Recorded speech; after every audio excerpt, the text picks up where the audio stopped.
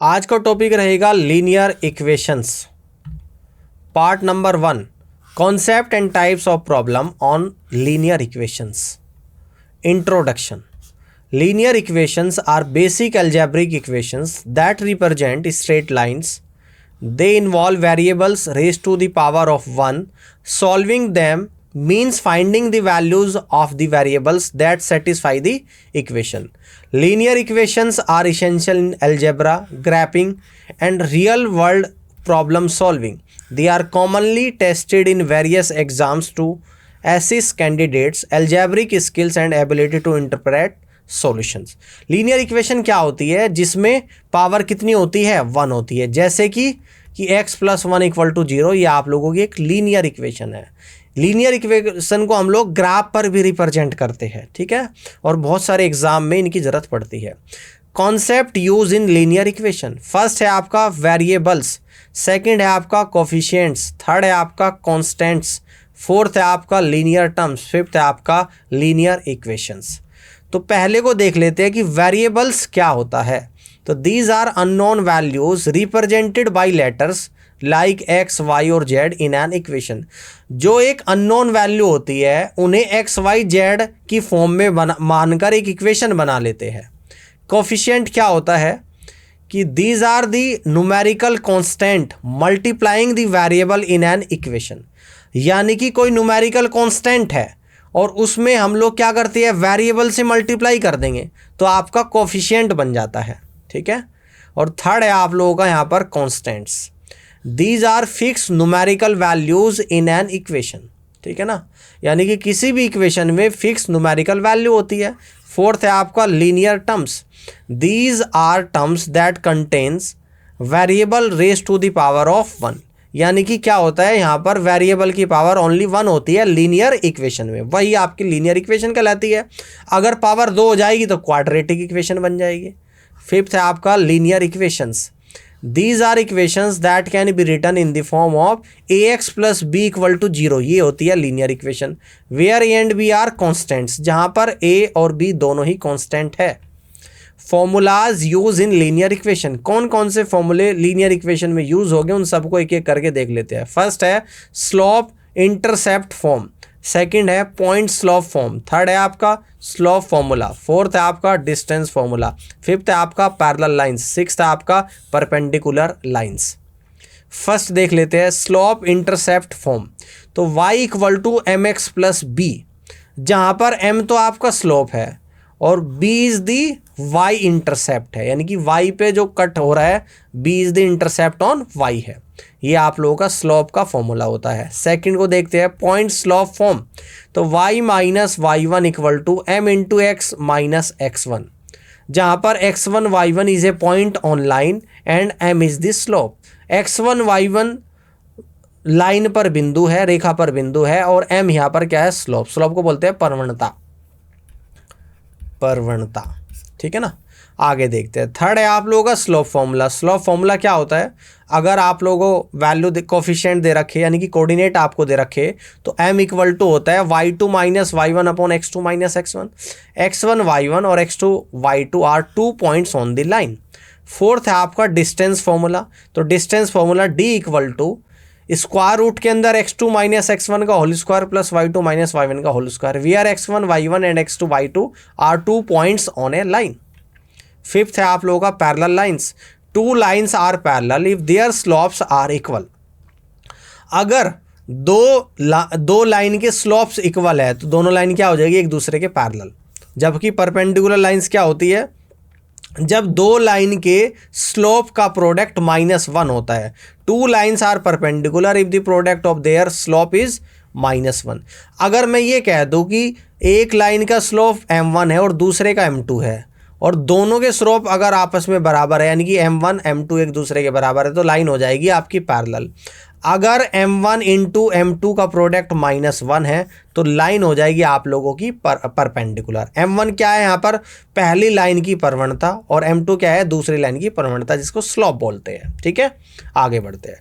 Types of questions, किस तरीके के सवाल पूछे जाएंगे देख लेते हैं। फर्स्ट है सॉल्विंग लीनियर इक्वेशंस, सेकंड है वर्ड प्रॉब्लम्स, थर्ड है आपका ग्रैपिंग लीनियर इक्वेशंस, फोर्थ है आपका finding slope and Y intercept, fifth है आपका parallel and perpendicular lines, sixth है आपका system of linear equations, seventh है आपका एप्लीकेशंस। फर्स्ट को देख लेते हैं कि सॉल्विंग लीनियर इक्वेशन क्या होता है।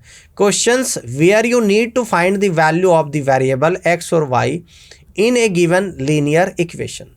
तो किस तरीके की प्रॉब्लम आपसे पूछेगा कि सॉल्व द इक्वेशन 3x - 7 = 8, तो कह दूंगा 3x = 8 + 7 आ जाएगा, यानी 3x = 15 आएगा।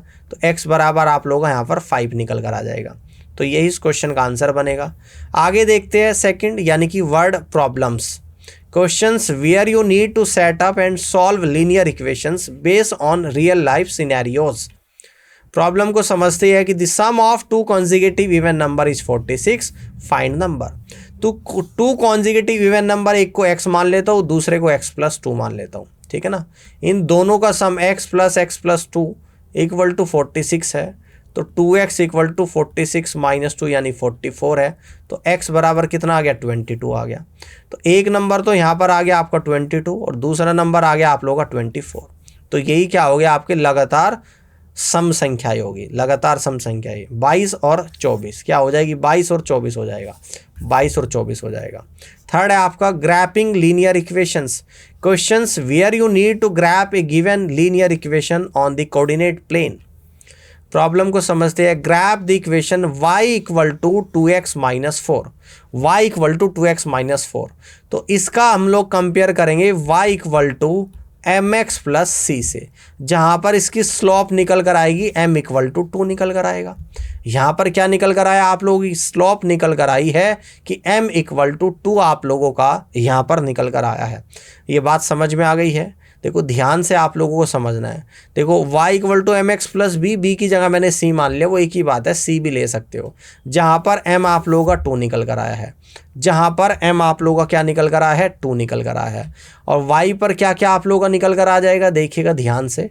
अगर m बराबर आप लोगों का 2 यहाँ पर निकल कर आया है, तो इस तरीके से आप लोग कैसे कह सकते हो कि plot the y intercept on graph 0 और -4, है ना। तो 0 और -4 यहाँ से आ गया।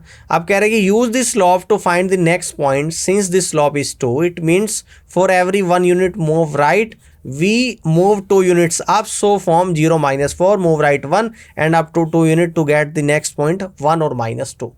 यानी कि इसमें इक्वेशन आपकी निकल कर आई थी 2x - 4, ये आप लोगों की इक्वेशन दे रखी थी। अब सीधा चलते हैं ग्राफ पे। तो इसका मतलब x पर 2 ले लिया, y पर -4 आप लोगों का यहाँ पर ले लिया, और ग्राफ पर एक स्ट्रेट लाइन यहाँ पर ड्रॉ कर दी है। ठीक है ना, ग्राफ पर एक स्ट्रेट लाइन आप लोगों की यहाँ पर इस तरीके से ड्रॉ कर दी। फोर्थ देखते हैं कि finding slope and y intercept. Questions where you need to identify the slope and y intercept of a given linear equation. तो प्रॉब्लम कैसे आपसे पूछेगा कि identify the slope and y intercept of equation y = 5x + 2, क्या आएगा 5x + 2। इसका compare कर दूंगा y = mx + c से, जहाँ पर m बराबर आ जाएगा 5, तो स्लोप तो 5 आ गया, और y इंटरसेप्ट पर यानी x बराबर आप लोगों का 0 निकल कर आएगा। यानी कि y इंटरसेप्ट पे स्लोप 5 आ गया और x बराबर आप लोगों का क्या निकल कर आएगा, 0 निकल कर आएगा। तो इसमें मैं रख दूंगा कि y = है ना, y = x की वैल्यू कितनी आएगी, 0 आई है, 5 × 0 और प्लस का 2, तो y बराबर आप लोगों का 2 निकल कर आ गया। तो कोऑर्डिनेट x और y आपके जो निकल कर आए, x 0 है और y 2 है।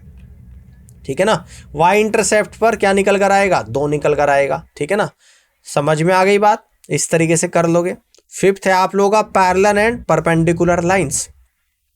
Questions where you need to determine if 2 lines are parallel और perpendicular based on their equations. Problem, यानी कि जब दो लाइन पैरेलल परपेंडिकुलर होती है वो इक्वेशन के बेस पे निर्भर करती है। अब जैसे कि determine if the lines with equation, एक लाइन ये दे दी, एक ये दे दी, तो आपको बताना क्या ये पैरेलल है, परपेंडिकुलर है या कुछ भी नहीं है।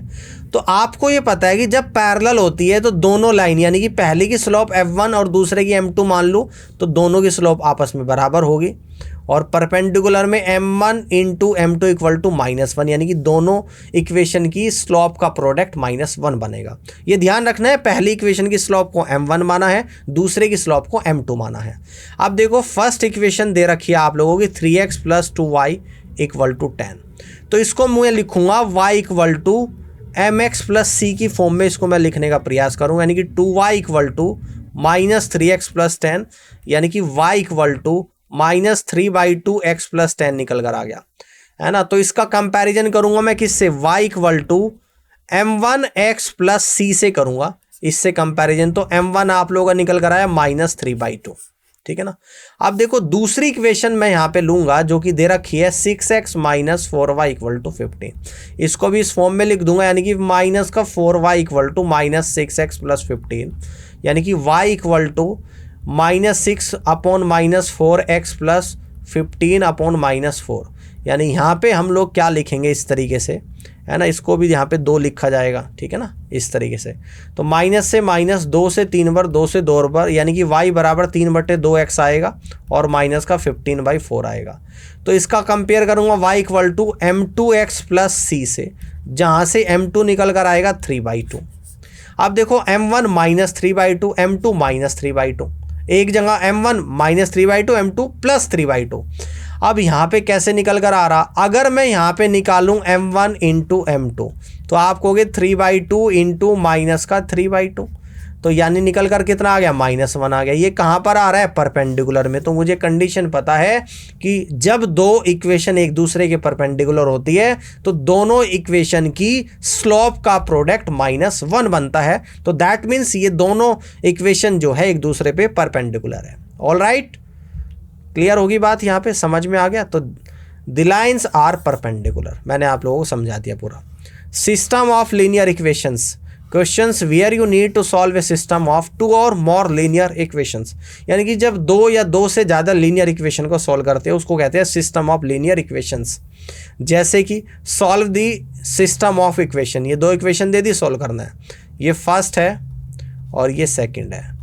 क्या करेंगे, दोनों को सॉल्व करेंगे। तो पहली में अगर 2 की गुणा करूँ तो पहली इक्वेशन क्या बन जाएगी आप लोगों की, 4x + का 2y और इक्वल टू 14, और दूसरी को लिख दूंगा इसके नीचे 3x - 2y इक्वल टू 4।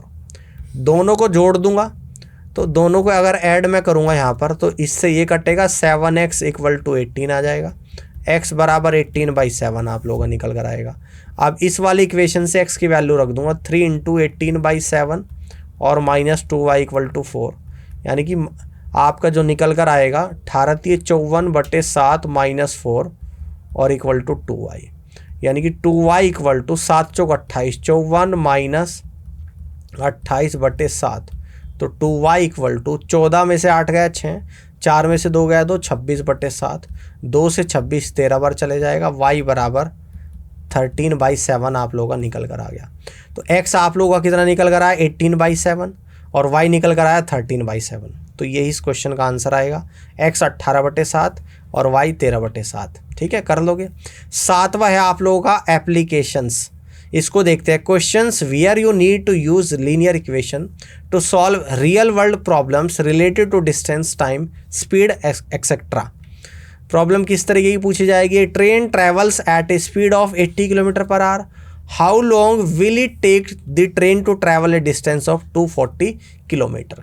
तो आप लोगों को पता है कि टाइम बराबर क्या होता है, तो टाइम बराबर क्या होता है आप लोगों का डिस्टेंस और डिवाइडेड बाय स्पीड होता है।